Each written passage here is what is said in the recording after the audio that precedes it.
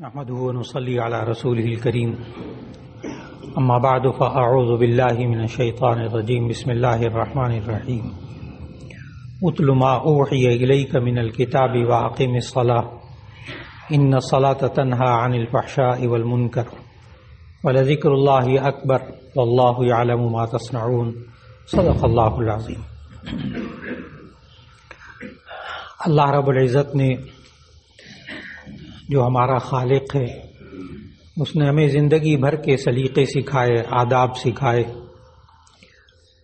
انسان جس مرحلے میں زندگی میں کسی پریشانی میں مبتلا ہو، یہ دین کی طرف رجوع کرے، اللہ اور اس کے رسول صلی اللہ علیہ وسلم کے احکام کی طرف رجوع کرے، تو اس انسان کو انشاءاللہ العزیز ان پریشانیوں کا حل مل جائے گا۔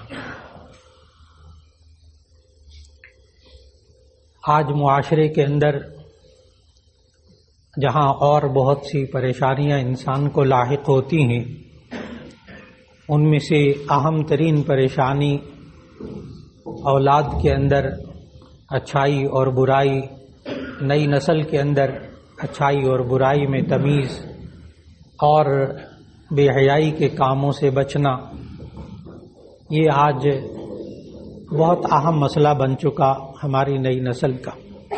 آخر اس کا حل اللہ اور اس کے رسول صلی اللہ علیہ وسلم نے ہمیں کیا بتایا؟ یہ انسان کیا کام کرے جس سے یہ انسان دوبارہ اپنی نئی نسل کے اندر وہ حیا کے جذبات پیدا کر لے اور برائی سے رکنے کا احساس انسان پیدا کر لے۔ یہ انسان اس کے لیے کیا کر سکتا ہے؟ آج کی نشست میں یہی بات عرض کرنا مقصود۔ اللہ رب العزت نے ہمیں قرآن مجید کے اندر کئی جگہ اس کے بارے میں نصیحتیں فرمائی ہیں، اصول بتائے ہیں زندگی کے لیے۔ ان میں سے ایک اہم ترین اصول 21ویں پارے کی پہلی آیت میں ہے۔ ابھی شروع میں 21ویں پارے کی وہی پہلی آیت اللہ نے تلاوت کی توفیق عطا فرمائی، اور اس میں خطاب نبی صلی اللہ علیہ وسلم کو ہے۔ اللہ تعالیٰ نے ارشاد فرمایا کہ یہ انسان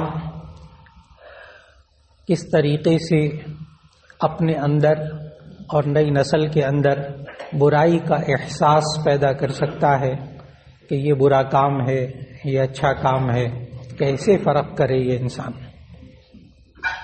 اس کے لیے ہمیں سب سے پہلے اس بات کو سمجھنا ہوگا کہ اچھا کام کیا ہوتا ہے، برا کام کیا ہوتا ہے۔ اس کے لیے معلومات ہمارے ذہن میں ہونی چاہیے۔ جب تک وہ معلومات نہیں ہوں گی، ہم اصل بیماری کی تشخیص اور اس کے علاج تک نہیں پہنچ سکیں گے۔ یہ بہت ضروری ہو چکا ہے۔ اس کے لیے ہم ماں باپ کو، ہم معاشرے کے بزرگوں کو اس بات کا بہت اچھا خاصا ذخیرہ جمع کرنا ہے۔ کوئی مشکل کام نہیں، اچھا خاصا ذخیرہ جمع کرنا ہے کہ کیا بات اچھی، کیا بات بری۔ اس کے لیے آسان ترین طریقہ کہ نبی کریم صلی اللہ علیہ وسلم نے اور اللہ تعالیٰ نے ہمیں جس چیز سے روکا ہے، منع کیا ہے، یہ نہ کرو، وہ برا کام ہے، وہ غلط بات ہے، اس سے بچنا ہے بس۔ اور جس کام کے بارے میں اللہ اور اس کے رسول صلی اللہ علیہ وسلم نے ہمیں حکم دیا کہ تم یہ کرو، یا اس کے کرنے سے منع نہیں کیا، تو وہ جائز ہے، وہ اچھی بات ہے۔ تو میں یہ عرض کر رہا تھا کہ ہم سب سے پہلے اپنے ذہن میں اتنی معلومات جمع کر لیں جس سے ہمیں یہ معلوم ہو کہ کون سی بات اچھی، کون سی بات بری۔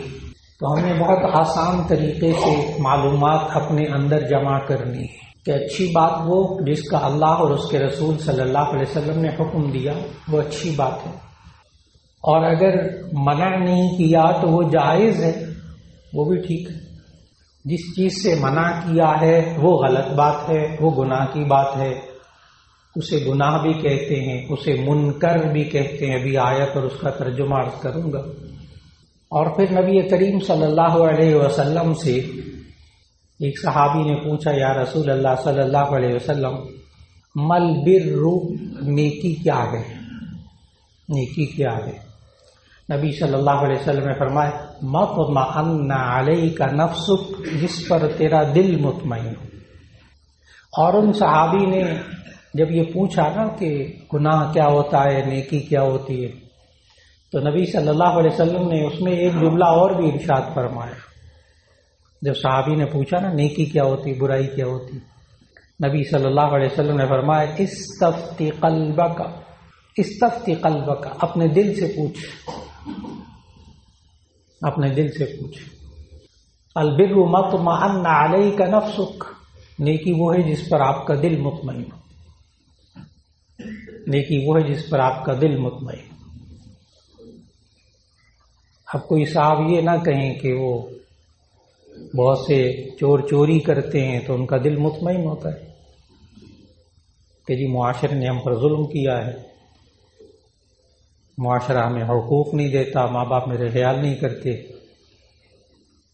اس لیے وہ چور چوری کرتا ہے، وہ درست سمجھ کے کرتا ہے، اس کا دل کہتا ہے میرا دل مطمئن۔ بہت سے لوگ ملتے ہیں معاشرے، ان کو کہا جائے سود نہ لو، سود نہ کھاؤ، دیکھو تم گھر بنا رہے ہو، اچھی چیز ہے، بہت اچھی بات ہے، اللہ مبارک کرے، اس گھر بنانے کے لیے سود نہ لو، بینکوں سے پیسہ نہ لو، وہ کہتے ہیں میرا دل مطمئن ہے، آپ مسئلے اپنے پاس رکھیں۔ تو سوال یہ ہے کہ استفتی قلب کا، نبی صلی اللہ علیہ وسلم نے تو یہ فرمایا کہ اپنے دل سے پوچھی، تو جس دل سے پوچھنا ہے نا، اس دل کا تندرست ہونا چاہیے، بیمار نہیں ہونا چاہیے، اس دل کو تندرست ہونا چاہیے، اس دل کو بیمار نہیں ہونا چاہیے۔ اس لیے کہ آپ نے بڑا اچھا سا گاجر کا گجریلا بنایا ہو گھر والوں نے، اور آپ چکھائیں اس کو، جو بیچارہ ابھی ابھی ڈینگی بخار سے اٹھا ہے اور اس کو بیچارے کا منہ کڑوا ہوا ہے، اس کو گجریلا چکھا رہے ہیں، وہ تو آپ کو صحیح ذائقہ نہیں بتائے گا، اس بیچارے کو تو آپ کوئی میٹھی چیز کھلاتے ہیں، وہ کہتا ہے کیا ذائقہ چیز کھلا دیے۔ اللہ تعالیٰ معاف فرمائے، ہر ایک کو محفوظ فرمائے، اور خاص طور پر موجودہ وبائی بیماریوں سے اللہ سب کی حفاظت کرے۔ صرف مثال دے رہا تھا کہ وہ جو چور کہتا ہے نا کہ میرا دل مطمئن ہے، میں چوری کر رہا ہوں، ٹھیک کر رہا ہوں، اور وہ جو سود کھانے والا وہ بھی کہہ رہا ہے کہ میرا دل مطمئن ہے، تو اس کا جواب عرض کر دیا کہ نبی کریم صلی اللہ علیہ وسلم نے فرمایا استفتی قلبک، اپنے دل سے پوچھ۔ تو دل سے مراد تندرست دل مراد ہے، بیمار دل مراد نہیں ہے۔ جس طرح بیمار دل صحیح اور غلط کو نہیں پہچان سکتا، بالکل اسی طرح جیسے کہ بیمار شخص کے بیچارے کے بخار کی وجہ سے زبان کڑوی ہو چکی، وہ میٹھی چیز کو بھی نہیں پہچان پا رہا بیچارہ، اس کا ذائقہ بھی صحیح نہیں لگ رہا اس کا۔ تندرست دل سے پوچھیے، اور پھر آگے وہ دل کیا کہے، آگے اس کا بھی جواب دیا نبی صلی اللہ علیہ وسلم۔ فرمایا البر مطمئن علیک نفسک، نیکی وہ ہے جس پر تیرا دل مطمئن ہو۔ آگے جملہ سننے والا ہے جو ہمیں زندگی میں بڑا کام آتا ہے، بہت کام آتا ہے۔ والاسم ما حاک فی صدرک وکرہت ان یطلع علیہ الناس، بڑے غور سے اس کا ترجمہ سننے والا ہے، کمال کر دیا نبی صلی اللہ علیہ وسلم۔ فرمایا والاسم ما حاک فی صدرک، گناہ وہ ہے جو تیرے دل میں کھٹکے، گناہ وہ ہے جو تیرے دل میں کھٹکے، وکرہت ان یطلع علیہ الناس، اور تو ناپسند کرے اس بات کو کہ لوگ اس پر آگاہ ہوں، لوگوں کو پتہ چلے۔ لوگوں کو نہیں پتہ چلنا چاہیے، کہیں کسی کو پتہ نہ چلے، سمجھ جائیں کہ وہ گناہ کی بات ہے، وہ غلط بات ہے۔ کیا نبی صلی اللہ علیہ وسلم نے معیار بتا دیا، ہر انسان تھوڑا سا غور کر کے پہچان سکتا ہے۔ مطمئن علیک نفس، جس پر تیرا دل مطمئن ہو۔ والاسم ما حاک فی صدرک وکرہت ان یطلع علیہ الناس، اور گناہ وہ ہے کہ جو تیرے دل میں کھٹکے، وکرہت ان یطلع علیہ الناس، اور آپ ناپسند کرے اس بات کو کہ لوگ اس سے آگاہ ہوں، لوگوں کو پتہ چلے۔ بہت خوبصورت طریقے سے نبی صلی اللہ علیہ وسلم نے واضح کیا۔ اس لیے ہم قرآن اور سنت کا، صرف قرآن اور سنت کا مطالعہ کرتے رہیں، کوئی زیادہ مطالعہ نہیں کرنا پڑتا، نیکی اور برائی کو پہچاننے کے لیے کوئی زیادہ مطالعہ نہیں کرنا پڑتا، اس لیے کہ پورے قرآن مجید کی 6000 سے زیادہ آیتیں، لیکن جو احکام سے متعلق آیات ہیں نا، یہ کرو یہ نہ کرو، تو اس پر باقاعدہ کتابیں لکھی گئی ہیں کہ پورے قرآن مجید میں سے کتنی آیات ہیں، کون کون سی آیات ہیں جن میں یہ حکم دیا ہے یہ کرو یہ نہ کرو، وہ احکام القرآن پوری کتاب لکھی علامہ جساس رحمہ اللہ نے، اور انہوں نے گن کر شمار کر کے بتایا کہ پورے قرآن مجید میں وہ آیات جن میں یہ حکم دیا گیا کہ یہ کرو یہ نہ کرو، کل 500 آیتیں ہیں، کل 500 آیتیں ہیں۔ اور باقی آیتیں کیا ہیں کہ یہ کام کرو گے تو جنت میں یہ ملے گا، دنیا میں یہ ملے گا۔ اللہ نے دنیا میں بھی بتایا دنیا میں کیا ملے گا اور آخرت میں کیا ملے گا۔ اور جن قوموں نے، جن لوگوں نے یہ کام کیے، اچھے کام کیے، ان کو دنیا میں ان کا کیا حال ہوا، اللہ نے کیا کچھ دیا، اور آخرت میں ان کا کیا حال ہوگا، ان کو کیا کیا انعامات ملیں گے۔ اور جن لوگوں نے، دیکھو میری بات نہیں مانی، اللہ کہتا ہے قرآن، جن لوگوں نے میری بات نہیں مانی، کفر کیا، شرک کیا، میری ناشکری کی، میں نے ان کا دنیا میں کیا انجام کیا، آخرت میں کیا انجام کیا۔ باقی 500 آیتوں کے علاوہ پورے قرآن مجید میں بس یہی ہے۔ اس لیے میں نے عرض کیا کہ اس میں تھوڑی سی ہمت کر لینی چاہیے کہ ہم زندگی کے ہر کام کے بارے میں سوچیں، اس میں اچھائی کیا ہے، برائی کیا ہے، نیکی کیا ہے، گناہ کیا ہے، بس۔ اور پھر ہم نئی نسل کے اندر بار بار ان کو آگاہ کرتے رہیں۔ یہ 1-2 دن کا کام نہیں، 1-2 مہینے کا کام نہیں، ساری زندگی کا کام ہے کہ انسان آگاہ کرتا رہے۔ بچپن کے اندر جب تک بالغ نہیں ہوتے بچے، اس وقت تک ان کو ٹوکیے اور ان سے منوائیے۔ اب میں عمر کے حساب سے بات کرنے لگا ہوں۔ جب تک بچے بالغ نہ ہو جائیں، 15-16 سال، 17 سال کے، 14-15 سال، 17 سال کے نہیں ہو جاتے، اس وقت تک آپ منوانے کی پوزیشن میں رہیے۔ بڑی اہم بات جہاں ہم سے غلطی ہو رہی ہے نا، بالغ ہونے سے پہلے بچہ مکلف نہیں ہوتا، مکلف پابند نہیں ہوتا، اللہ کی طرف سے باؤنڈ نہیں ہوتا۔ بالغ ہونے سے پہلے بچہ جتنی نمازیں پڑھتا ہے اس سب کا ثواب ماں باپ کو ملتا ہے۔ بالغ ہونے سے پہلے بچے سے جتنے گناہ ہوتے ہیں ان کا گناہ ہوتا ہی نہیں۔ بالغ ہونے سے پہلے نابالغ بچے، ان کا گناہ ان کے ذمے ہوتا ہی نہیں، نہ ماں کے ذمے نہ باپ کے ذمے۔ ہاں تربیت نہیں کی اور منع نہیں کیا، وہ اس پر ان کی پکڑ ہے۔ یہاں تک کہ آپ سے عرض کروں، بہت سے حضرات ماشاءاللہ عمرے پہ جاتے ہیں تو بچوں کو بھی ساتھ لے کے جاتے ہیں، بہت اچھی بات ہے، الحمدللہ۔ ایک صاحب عمرے میں پوری فیملی ماشاءاللہ، 4-5 بچے، بھائی، اس کے بچے سارے لے کر چلے گئے عمرے۔ تو وہاں پوچھا کہ سارے بچوں کو لے گئے؟ تو آگے سے جواب سننے والا تھا، کہنے لگے ہاں ہم چاہ رہے تھے کہ بچے ابھی سے اس در و دیوار سے مانوس ہو جائیں۔ جواب سننے والا، ہم اس لیے لائے ہیں کہ بچے ابھی سے اس در و دیوار سے مانوس ہو جائیں، پتہ تو چلے اللہ اور اس کے رسول ہوتے کون ہیں، ان کی جگہیں کیا ہے، مقامات کیا ہے۔ یہ وہ وقت ہے بالغ ہونے سے پہلے۔ اس لیے عمرے کی جب ہم تربیت کرتے ہیں، مسائل بتاتے ہیں، تو اگر بچے ساتھ جا رہے ہوں تو ہم ان کو بڑی خیر کی خبریں بتاتے ہیں کہ یہ نابالغ بچے یا نابالغ بچیاں جا رہی ہیں آپ کے ساتھ عمرے میں یا حج میں، اگر ان سے کوئی احرام کی بھی خلاف ورزی ہوگی نا تو ان پر دم بھی واجب نہیں ہوگا۔ ہاں احرام کی خلاف ورزی بھی ہو جائے، کوئی رکن بھی چھوٹ جائے نا، واجب بھی چھوٹ جائے، کچھ نہیں ہوتا، اس لیے کہ نابالغ بچے کے ذمہ گناہ ہی نہیں۔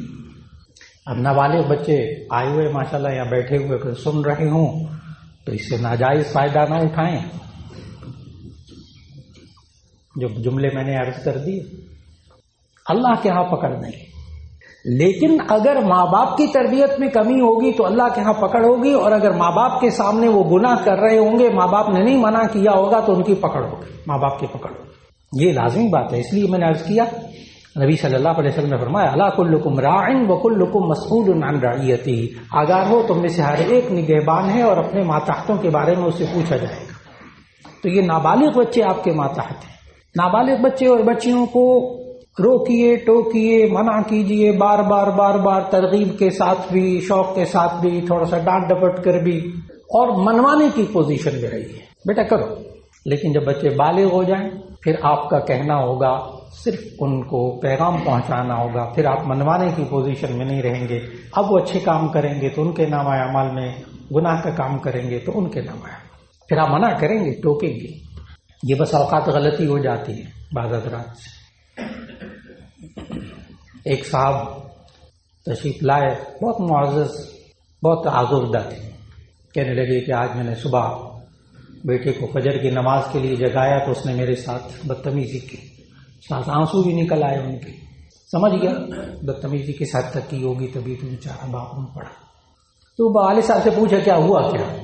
کہنے کہ میں اس کو کئی دن سے کہہ رہا تھا اٹھو نماز پڑھو، آج اس نے نماز نہیں پڑھی تو میں نے اس کو آج لگائی پھر ٹھکائی کی اس کی، مارا آگے سے اس نے بدتمیزی کی۔ اب میں نے سوال عرض کیا، میں نے کہا جی وہ کیوں مارا بیٹے کو؟ آگے سے جواب ان کا بھی سننے والا ہے، کہنے کہ حدیث میں آتا ہے بچے نماز نہ پڑھے ان کو مارو۔ میں نے کہا بالکل حدیث میں آتا ہے، لیکن میں پوری حدیث سناؤں گا، پوری حدیث سناؤں گا۔ نبی صلی اللہ علیہ وسلم نے ارشاد فرمایا، جامع ترمذی میں بھی حدیث موجود اور بھی بڑی صحاح کتابوں میں موجود، میں نے کہا پوری حدیث سناؤں گا۔ مروا اولادکم بالصلاۃ وهم ابناء 7 واضربوهم وهم ابناء 10 او كما قال علیہ الصلوۃ والسلام۔ مروا اولادکم بالصلاۃ وهم ابناء 7، بچے کو نماز کا حکم دو جب وہ 7 سال کا ہو، بچے کو جب نماز کا حکم دے جب وہ 7 سال کا ہو۔ 7 سال کا بچہ ہمارے معاشرے میں کیسا ہوتا ہے، کتنا ہوتا ہے؟ ہم 5 سال کی عمر کے بچے کو کلاس 1 میں داخلہ دیتے ہیں اپنے معاشرے میں، کلاس 1 میں بچہ 5 سال کا داخل ہوتا ہے، لہذا مطلب یہ ہوا کہ کلاس 2 کلاس 3 کا بچہ ہوگا جو کہ 7 سال کا ہوگا۔ اب آج معاشرے میں آپ کر کے دیکھ لیں کہ کلاس 2 کلاس 3 کے بچے کو نماز کی پابندی کرنے کا دیکھ لیں تو بس اوقات ماں آگے سے کہہ دیتی ابھی سے کیا بچے کو مولوی بنانا، پڑھ لے گا بڑے ہو کے نماز، تو کلاس 2 کلاس 3 کے بچے کو، لیکن پھر وہ بڑے ہو کر بھی نہیں پڑھتا، پھر مشکل، پڑھ لیتا ہے، محنت کرنی پڑتی بہت زیادہ۔ تو نبی صلی اللہ علیہ وسلم نے فرمایا کہ جب 7 سال کا ہو تو اس کی پٹائی کر سکتے ہیں، اور فرمایا کہ وَضْرِبُوهُمْ هُمْ أَبْنَاءُ 10، اس کی پٹائی کر سکتے ہو جب وہ 10 سال کا ہو۔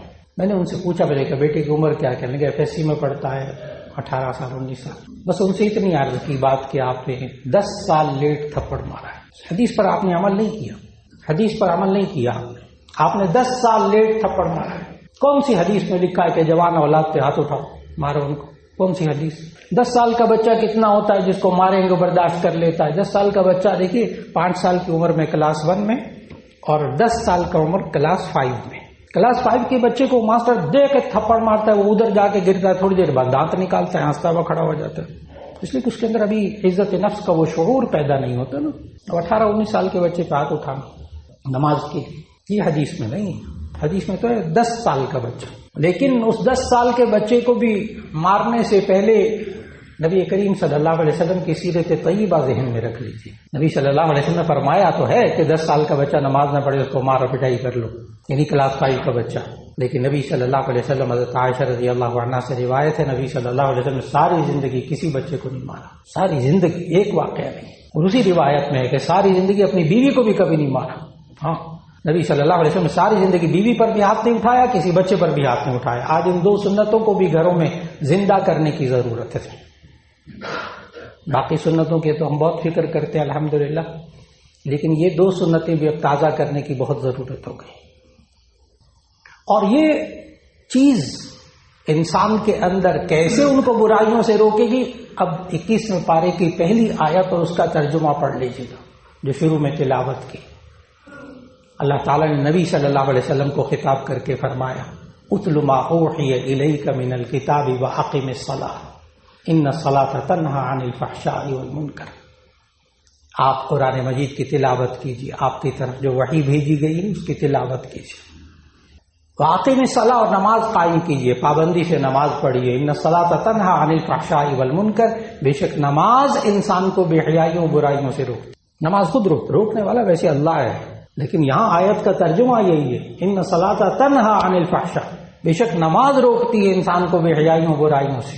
معلوم ہوا ہم اپنی نئی نسل کو، خود بھی اگر انسان چاہتا ہو کہ میں برائیوں سے روکوں اور میں بے حیائیوں سے بچ سکوں تو اس آیت کے مطابق صرف 2 کام چھوٹے چھوٹے، ایک کام قرآن مجید کی تلاوت، نمبر 2 پابندی سے نماز۔ اللہ تعالیٰ بے حیائیوں برائیوں سے روک لے گا، یہ اللہ نے نظام بتایا قرآن میں۔ صرف 2 کام، بچوں کو قرآن مجید کی تلاوت کا عادی بنائیے۔ کیوں؟ اس لیے کہ تلاوت کلام پاک کرنے کا ثواب تو ہوتا ہے، آخرت میں بہت ثواب ملے گا۔ زندگی میں کیا ہوتا ہے؟ نبی کریم صلی اللہ علیہ وسلم نے فرمایا ان القلوب تصدع کما یصدع الحدید بالماء، دلوں کو اس طرح زنگ لگ جاتا ہے جیسے لوہے کو پانی سے زنگ جلد جائے۔ قال وما جلاؤها یا رسول اللہ، اے اللہ کے رسول صلی اللہ علیہ وسلم زنگ کو کیسے صاف کریں؟ فرمائے بتلاوت القرآن و کثرت ذکر الموت، قرآن حکیم کی تلاوت کر کے، موت کو زیادہ یاد کر کے۔ تو قرآن حکیم کی تلاوت سے دل کا زنگ دور ہوتا ہے۔ ہماری نئی نسل، ہمارے بچے اور بچیوں کے دل کا زنگ دور ہوگا، جن کو ہماری اچھی بات سمجھ میں نہیں آتی، جن کو برائی نہیں محسوس ہوتی، اس کی وجہ دل کو زنگ لگا ہوتا ہے۔ دل کو زنگ وہی ہے نا، بات دل سے پوچھی، استفتی قلبہ کا، دل سے پوچھی یہ دل کیسے درست ہوتا ہے؟ قرآن مجید کی تلاوت سے۔ اور میلا کیسے ہوتا ہے؟ گناہوں سے۔ جتنی گناہوں کی دلدل اس کے اوپر چڑھے گی نا، تو یہ جتنا ہماری نئی نسل گناہ کے اندر مبتلا ہوگی، اتنا ان کا دل گناہوں سے آلودہ ہوگا، ان کو اچھائی اور برائی میں تمیز ان کے اندر نہیں پیدا ہو سکے گی۔ یہی وجہ ہوتی ہے کہ جب ہم دیکھتے ہیں نئی نسل کو اچھائی اور برائی میں کوئی تمیز نہیں ہے، اس کی وجہ یہ ہے کہ بیچاروں کا وہ جو دل اچھائی اور برائی میں تمیز کرنے والا تھا، وہ اس بیچارے بخار زدہ شخص کی زبان کی طرح اس بیچارے کے قوت ذائقہ ختم ہو چکی ہے۔ اللہ رب العزت ہم سب کو نئی نسل میں، خاص طور پر اپنے اپنا کی زندگی میں، قرآن مجید کی روزانہ تلاوت اور 5 وقت کی نماز۔ انشاءاللہ یہ میڈیا کہاں پہنچ جائے، یہ بے حیائی کہاں پہنچ جائے، اللہ انشاءاللہ ہمارے بچوں کی، ہماری نئی نسل کے ایمان کی اور ان کے اخلاق کی انشاءاللہ اللہ حفاظت کرنے کا۔ وآخر دعوانا ان الحمدللہ رب العالمین۔